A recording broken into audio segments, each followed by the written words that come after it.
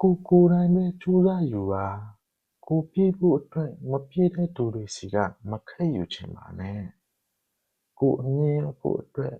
နှိမ့်ချသူတွေရဲ့ဘဝကိုမနှင်းတက်ချင်ပါနဲ့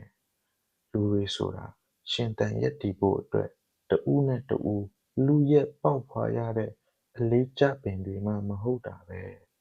သူ့တန်ဖိုးနဲ့တူပါသူ့ကံအကြောင်းတရားနဲ့တူပါလောကဒဏ်ရဲ့ကြာရဇက်ယုံမှကိုယ်စီအသုံးခံနေကြတာပဲမဟုတ်လားကိုလိုအပ်ချက်တွေပြေဖို့ကိုအမြင်ရောက်ဖို့အတွက်ကိုခွန်အားကိုနဲ့စူးစမ်းယူပါသူတစ်ပါးကိုအသုံးချတာမျိုးဘယ်တော့အခါမှမလုပ်ပါနဲ့သူတစ်ပါးဒုက္ခရောက်မှကိုအဆင်ပြေမယ်ဆိုရင်ငတ်ချင်တဲ့ပါစေဘယ်တော့မှမလုပ်ပါနဲ့လောကဒဏ်ကိုရင်ဆိုင်တဲ့အခါကိုချင်းစာစိတ်ကိုလက်ကင်ထားခြင်းဖြင့်အခက်အခဲတွေကိုလွယ်ကူစွာကျော်ဖြတ်ပါလိမ့်မယ်ဟုတ်ပါတယ်ဒါဒီစာသားလေးကတော့ဗီဒီယိုကြိုက်ရင် share လုပ်လို့ရပါတယ်ဒါ